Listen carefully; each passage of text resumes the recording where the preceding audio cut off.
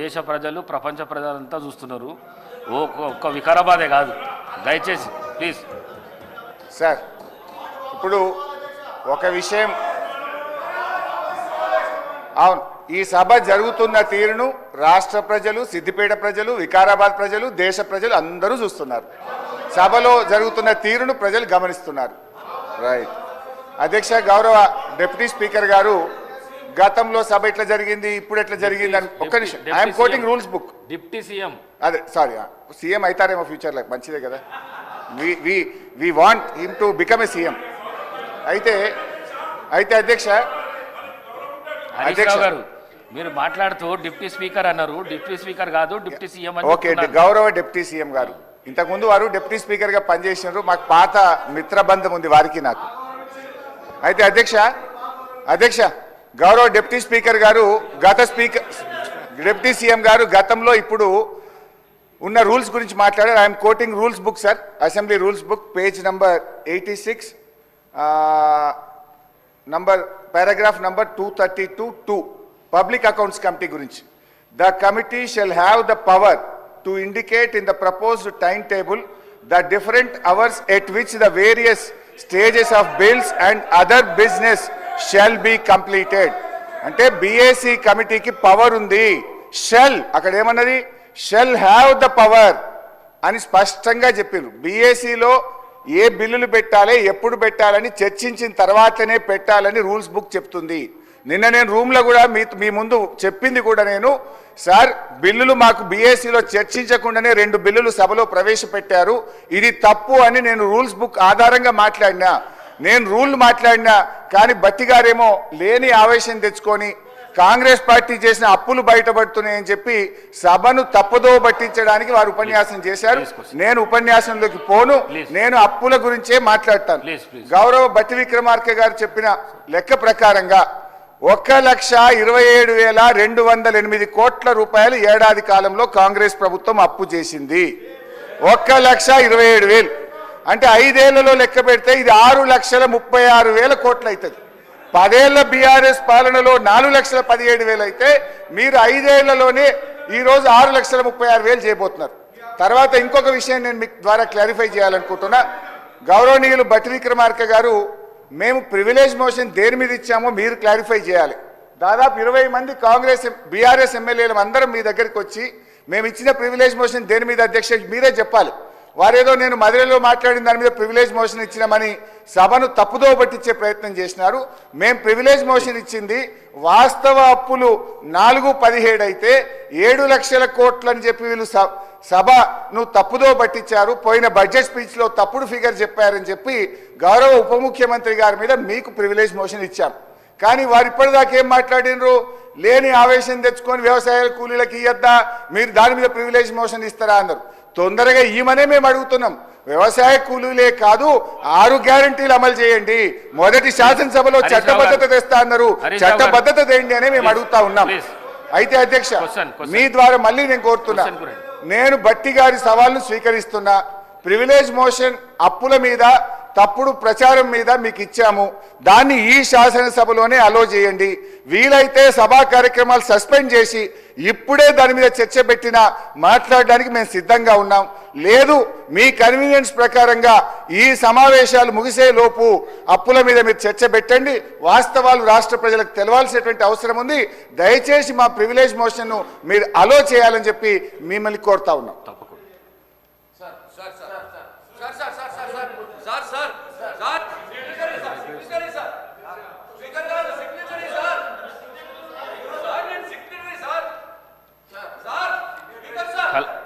గౌరవ సభ్యులు కల్వకుంట్ల సంజయ్ గారు, కల్వకుంట్ల సంజయ్ గారు సార్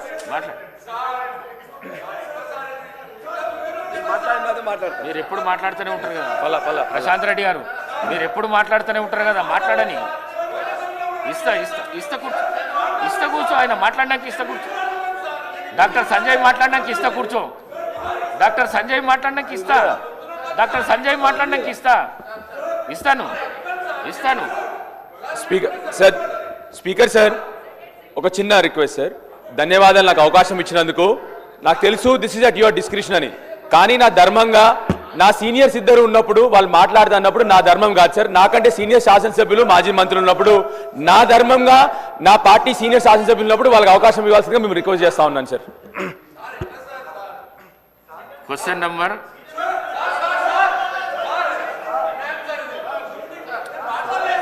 ప్రశాంత్ రెడ్డి గారు మాట్లాడండి. వివేకానందర్ మీరు మీ సీట్లో పోయి కూర్చోండి. మీరు మీ సీట్లో పోయి కూర్చోండి. ఈ ప్రాక్టీస్ మంచి ప్రాక్టీస్ కాదు. మీ సీట్లో పోయి కూర్చోండి. మీ సీట్లో పోయి కూర్చోండి ప్లీజ్. మీ సీట్లో పోయి కూర్చోండి. ఏమైంది? కూర్చోండి అధ్యక్ష. సీట్లో కూర్చోండి. కూర్చోండి. థ్యాంక్ యూ అధ్యక్ష. వివేకానంద గారు ఇది మంచి ప్రాక్టీస్ కాదు.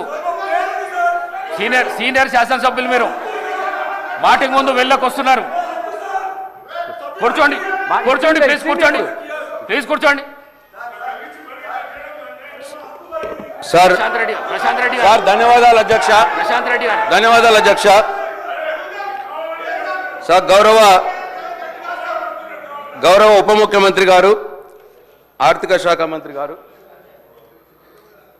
వారి ఆన్సర్లో సార్ ఈ రాష్ట్ర ప్రభుత్వం డిసెంబర్ 23 నుంచి 30 నవంబర్ దాకా 30 నవంబర్ 24 దాకా ఎఫ్ఆర్బిఎం లోపల ఎఫ్ఆర్బిఎం బయట గ్యారంటీసు ఎస్పీవీసు ఇవన్నీ కలుపుకొని ఇంకా లేటెస్ట్గా హరీష్ రావు గారు చెప్పినట్టు ఈరోజు మట్టుకు చూస్తే 1,27,218 కోట్ల రూపాయలు అప్పు తీసుకున్నామన్న మాట చెప్పినారు సార్. సార్ ఒక్క సంవత్సరంలోనే 1,27,000 కోట్లు అప్పు చేసిన సార్ ఇంకా చేసిన అది చెప్పండి సార్ అన్ని తర్వాత. సార్ ఇంకా ఇవాళ ఈ రాష్ట్రంలో అనేక బిల్స్ పెండింగ్లో ఉన్నాయి సార్. ఒక కొత్త పథకం స్టార్ట్ కాలేదు సార్. ఈ ప్రభుత్వం సార్ మాట్లాడేయండి సార్. ఈ ప్రభుత్వం నేను అడుగుతున్నా సార్ క్వశ్చన్. ఈ ప్రభుత్వం ఇచ్చినటువంటి 6 గ్యారంటీలు 13 హామీల విషయంలో కూడా వైఫల్యం చెందినారు సార్. అవి ఏవి కూడా సక్రమంగా అమలు అవుతున్నాయి. ప్రశాంత్ రెడ్డి గారు సార్ ముఖ్యంగా క్వశ్చన్కి వస్తుంది సార్. ముఖ్యంగా సార్ మా ప్రభుత్వంలో ఉన్నప్పుడు చాలా గ్రామాల్లో అందరు ఎమ్మెల్యేలు, అన్ని పార్టీల ఎమ్మెల్యేలు సిడిపి ద్వారా కావచ్చు, ఎస్డిఎఫ్ ద్వారా కావచ్చు, చిన్న చిన్న వర్క్ సార్, కమ్యూనిటీ హాల్స్ లేదు సార్, కమ్యూనిటీ హాల్స్ కావచ్చు, మహిళా భవనాలు కావచ్చు, కళ్యాణ మండపాలు కావచ్చు సార్. చెప్తున్నా సార్, అదే సార్ క్వశ్చనే సార్. మహిళా భవనాలు కావచ్చు, ఇట్లా చాలా చిన్న చిన్నవి అన్ని పనులు చేసి ఉన్నాయి సార్. వాటికి ఇంకా ఇప్పటికీ బిల్స్ రావట్లేదు సార్. సంవత్సరం అయింది సార్. పాపం కమ్యూనిటీ వాళ్ళు, వాళ్ళ కులాల వాళ్ళే, సొసైటీ వాళ్ళు కట్టుకున్నవి ఉన్నాయి సార్. 5 లక్షలు, 10 లక్షలు, 20 లక్షలు చిన్న చిన్న బిల్స్ సార్. అట్లా సార్ నా నియోజకవర్గంలోనే 143 వర్క్స్కి దాదాపు 6 కోట్ల రూపాయలు పెండింగ్గా ఉన్నది సార్. అట్లనే సార్ గుడులు కూడా ఆ రోజు గుడులు కూడా మంజూరైనాయి, గుడులు కట్టినారు, కొన్ని సగంలో ఉన్నాయి సార్. అవి కూడా చాలా మట్టుకు పెండింగ్ ఉన్నాయి. నా నియోజకవర్గంలోనే 33 గుళ్లకు ఇంకా 3 కోట్ల రూపాయలు పెండింగ్లో ఉన్నాయి సార్.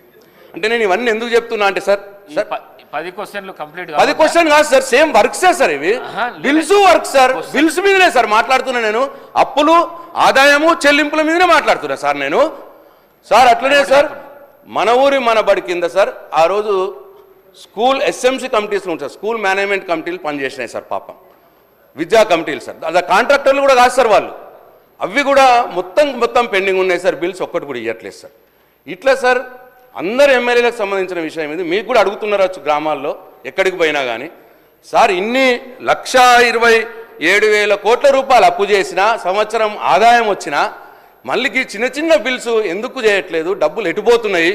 ఈ బిల్స్, చిన్న చిన్న బిల్స్ అన్నీ కూడా ఈ కుల సంఘాలు కావచ్చు, టెంపుల్స్ కావచ్చు, అట్లనే మహిళా భవనాలు కావచ్చు, ఇవన్నీ ఏవైతే ఉన్నాయో సార్ ఇవన్నీ తొందరలోనే చెల్లించాలని ఎప్పట్లోపా చెల్లిస్తారో నేను మీ ద్వారా ఫైనాన్స్ మినిస్టర్ గారిని చెప్పాలని చెప్పి నేను మనం చేస్తున్నా సార్. డిప్యూటీ సీఎం గారు, గౌరవ డిప్యూటీ సీఎం గారు. అధ్యక్ష, గౌరవ సభ్యులు సాధ్యమైనంత వరకు సభను తప్పుదోవ పట్టించడం కోసమే ప్రయత్నం చేస్తూ ఉన్నారు పదే. సరే హరీష్ రావు గారు చెప్పారంటే రాజకీయం కోసం చెప్తా ఉన్నారు అనుకోవచ్చు. మరి ఆయన వారి వెనక ఉన్నటువంటి అంతకుముందు మంత్రిగా లెజిస్లేటివ్ అఫైర్స్ మంత్రిగా చేశారు. వారైతే సత్యదూరమైన మాటలు మాట్లాడరని నేను అనుకున్నాను. కానీ వారు కూడా అట్లాగే చెప్తా ఉన్నారు అధ్యక్ష, చాలా పెండింగ్లు ఉన్నాయి, మీరు 1,00,000 కోట్లు అప్పు చేశారు, మీరు 1,00,000 కోట్లు అప్పు చేసి బిల్లులు క్లియర్ చేయట్లేదు అంటున్నారు. 1,00,000 కోట్లు మేము చేయలేను, నేను చెప్పేది వినండి. మీ మీద గౌరవంతోనే చెప్తా ఉన్నాను, మీరు అడిగారు కాబట్టి అన్నీ చెప్తాను, లేకపోతే చెప్పేవాడిని కూడా. 1,00,000 కోట్లు మేము చేయలేదు అధ్యక్ష. మళ్ళీ ఒకసారి చెప్తా ఉన్నాను క్లియర్గా, 52,000 కోట్లు మాత్రమే ఈ ప్రభుత్వం అప్పు చేసింది. దాంట్లో 66,000 కోట్లు వీరు చేసిన అప్పు వడ్డీ కట్టడానికే తీర్చాం అధ్యక్ష. వీరు చేసిన అప్పుకి ప్రిన్సిపల్ అమౌంట్, వారు తీసుకొచ్చిన అప్పు ప్రిన్సిపల్ అమౌంట్కి ఆ వడ్డీకి కలిపి 66,000 కోట్లు మేము ఈ 10-11 నెలల్లో కట్టాము అధ్యక్ష. ఒకసారి ఆలోచన చేయండి, ఈ రాష్ట్ర విభజన జరిగినప్పుడు సంవత్సరం మొత్తానికి అప్పులు, ప్రిన్సిపల్ అమౌంట్, లేకపోతే ఇంట్రెస్ట్ అన్నీ కలిపి సంవత్సరం మొత్తానికి 6,400 కోట్లే ఎంత ఉండే కట్టడానికి. అటువంటిది ఈ 11 నెలల్లో ఈ 10 ఏళ్ళు వీళ్ళ పరిపాలన వలన సంవత్సరానికి 6,400 కోట్లు కట్టేదాన్ని మేము 66,000 కోట్లు బ్యాంకులు కట్టాల్సిన పరిస్థితి దుస్థితి తీసుకొచ్చారు అధ్యక్ష. వీళ్ళు మళ్ళీ ఇప్పుడు నీ సూత్రాలు మాట్లాడుతూ ఉన్నారు అధ్యక్ష. ఏం చేయాలా? ఇంకా ఇన్ని సత్యదూరమైన మాటలు మాట్లాడితే ఎట్లా? ఇంకో మాట చెప్తా ఉన్నారు అధ్యక్ష, చాలా బిల్లులు పెండింగ్ ఉన్నాయి. ఎస్, బిల్లులు ఎవరు పెండింగ్ పెట్టిపోయారు అధ్యక్ష? ఒకటా రెండా అధ్యక్ష? 40,000 కోట్ల రూపాయలు, 40,000 కోట్ల రూపాయలు పెండింగ్ పెట్టిపోతే మేము మీరు తెచ్చిన అప్పులకి వడ్డీ అసలు 66,000 కోట్లు ఆ అప్పుకి డబ్బులు కడుతూ మీరు ఈ పెట్టిపోయిన 40,000 కోట్ల బిల్లులు పెండింగ్ కూడా డబ్బులు కట్టుకుంటూ వస్తూ ఉన్నాం. అర్థమైంది? ఆ అప్పు వడ్డీ 66,000 కోట్లు ఆడగట్టాము. ఇక్కడ అధ్యక్ష ఈ 66,000 కోట్లు ఆడ బ్యాంక్ కడుతూనే వీళ్ళు పెండింగ్ పెట్టిన 40,000 కోట్ల బకాయిలు పెండింగ్ బిల్స్ ఉన్నాయి, వాటికి ఇప్పటికీ 14,000 కోట్ల రూపాయలు ఆ బిల్లులు కూడా తీర్చుకుంటూ వస్తున్నాం ఒకదాని తర్వాత. 40,000 కోట్ల నుంచి 28,000 కోట్లు తీసుకొచ్చాం దాన్ని.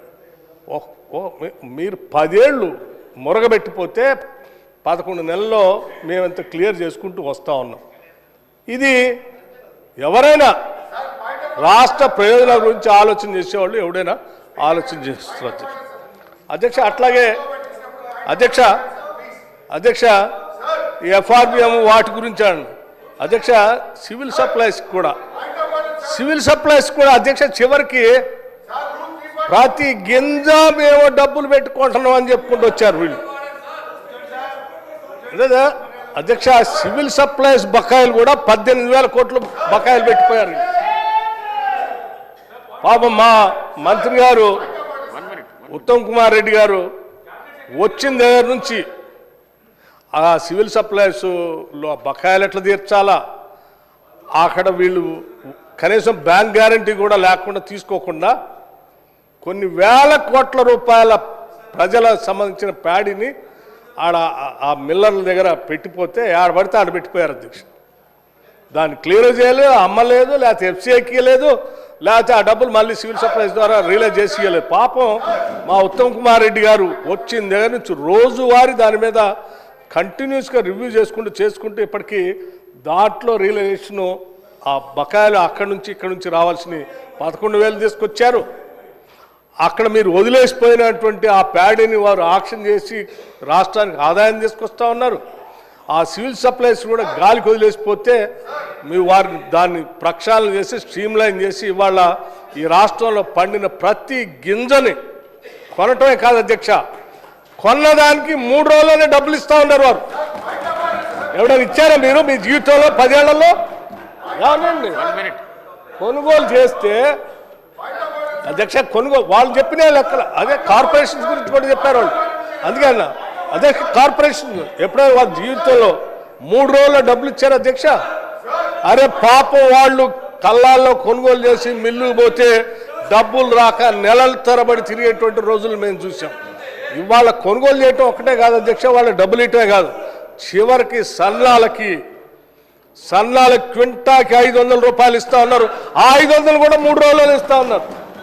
నాకు నిన్న అధ్యక్ష మా ఊరు నుంచి చిట్టిబాబు అని ఒక రైతు నాకు మెసేజ్ పెట్టాడు అధ్యక్ష, సార్ ఈ సివిల్ సప్లై శాఖ ద్వారా సన్నాలు అమ్ముకుంటే నాకు ఎకరానికి 15,000 రూపాయలు అదనంగా నాకు అకౌంట్ వచ్చిందని వారు మెసేజ్ పెట్టారు అధ్యక్ష. నిజంగా ఇటువంటి రైతులు ఈరోజు రాష్ట్ర వ్యాప్తంగా సన్నాలకి 500 రూపాయలు బోనస్ ఇస్తా ఉంటే సివిల్ సప్లై శాఖ ద్వారా ఆనందపడతా ఉన్నారు. మీరేమో సివిల్ సప్లైస్ ద్వారా అప్పులు చేసుకొచ్చి బకాయిలు పెట్టి వాడి డబ్బులు ఇవ్వకుండా ఈరిలు డబ్బులు ఇవ్వకుండా ప్రభుత్వం మీద పెండింగ్ పెట్టిపోతుంది అధ్యక్ష. ఇంకోటి పాయింట్ ఆఫ్ ఆర్డర్ ఎందుకు? ఇంకో అనుమతితోనే డిప్యూటీ సీఎం మాట్లాడుతున్నాడు. నా అనుమతితోనే డిప్యూటీ సీఎం మాట్లాడుతున్నాడు. పాయింట్ ఆఫ్ ఆర్డర్ ఎక్కడ? ఎందుకు పాయింట్ ఆఫ్ ఆర్డర్ ఎందుకు? నా అనుమతితోనే మాట్లాడుతున్నాడు. మాట్లాడివ్వండి అధ్యక్ష, మాట్లాడివ్వండి, మీకు అవకాశం ఇస్తా. మాట్లాడి ఎనర్జీ శాఖ ఉచితంగా ఇచ్చేటువంటి ఎనర్జీ శాఖ అధ్యక్ష మాట్లాడితే ఆనాడు కాంగ్రెస్ ప్రభుత్వ హయాంలో ఈ రాష్ట్రంలో రైతులందరికీ ఉచిత కరెంట్ ఇవ్వాలని చెప్పి ఆలోచనతో 2004లో మా ప్రభుత్వం కాంగ్రెస్ ప్రభుత్వం అధికారం రాగాలనే ఉచిత కరెంట్ ఇచ్చి పేటెంట్తో వాళ్ళంతా మేము ఎప్పటికప్పుడు డబ్బులు కట్టుకుంటూ ఆ ప్రభుత్వాలు వస్తే వీళ్ళేం చేశారు అధ్యక్ష? వీళ్ళేం చేశారు? ఉచిత కరెంటు మేమిస్తున్నామని వీళ్ళు ఏదో డాంబికాలు పోయి ఏమైనా డబ్బులు కట్టారా? డిస్కౌంట్ కంటే డబ్బులు కట్టలేదు అధ్యక్ష. వాళ్ళకు 18,000 కోట్లు బకాయిలు పెట్టిపోయారు. అసలు అధ్యక్ష ఏనండి, మేం చేస్తున్నాం ఈరోజు ప్రతి నెల టెన్షన్గా ఇప్పుడు 11,000 కోట్ల రూపాయలు డిస్కమ్లకి ఎనర్జీ శాఖకు సంబంధించి రైతులకు ఇచ్చే సబ్సిడీ డబ్బులు మేం కట్టాం.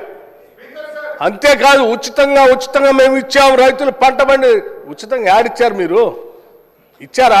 ఇవ్వటం అంటే మీరు డబ్బులు కడితే కదా ప్రభుత్వం నుంచి, ఇవ్వలేదు కదా ఉచితంగా. ఆ పెండింగ్ పెట్టి మా మీద పెట్టిపోయారు. వచ్చిన తర్వాత మళ్ళీ మేమే కట్టాం. అంటే మీ 10 ఏళ్ళు ఉచితంగా కరెంట్ అని చెప్పిన దాన్ని కూడా మేమే బిల్లులు కడతా ఉన్నాం. అంటే మేము ఇచ్చినట్టే అది కూడా.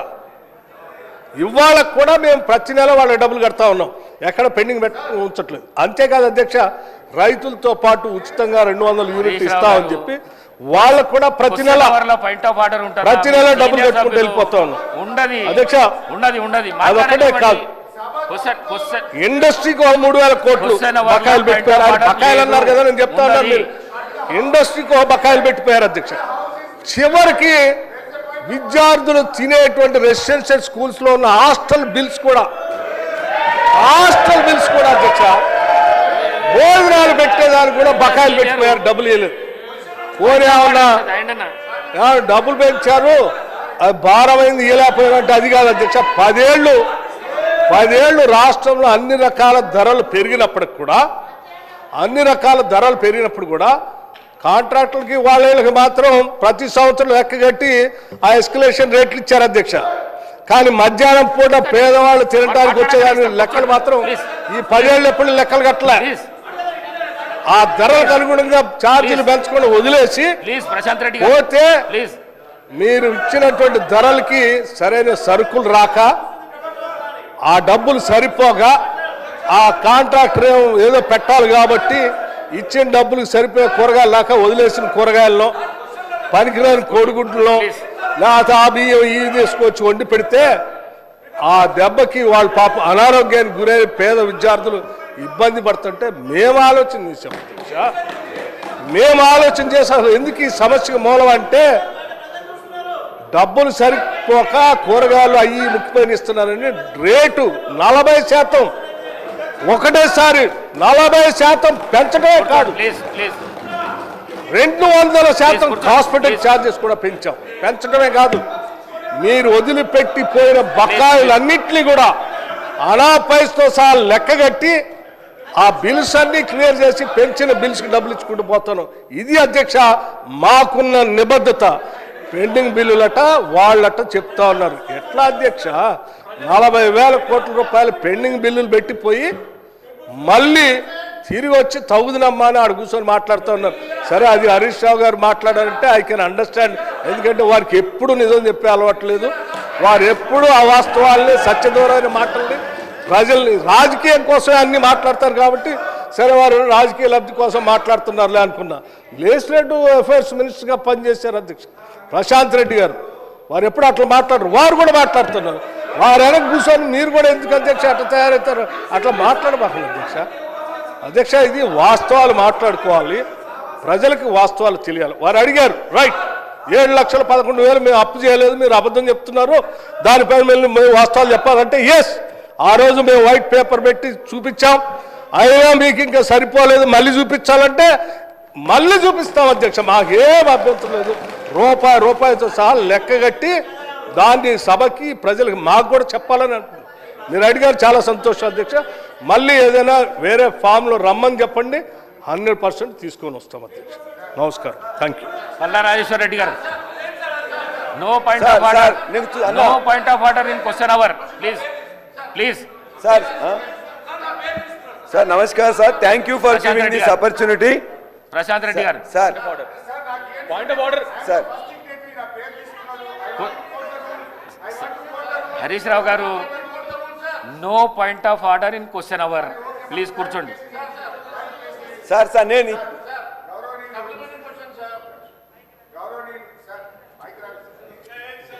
సార్ ఇప్పుడు బట్టి విక్రమార్క గారు అసలు ప్రశ్న ఒకటి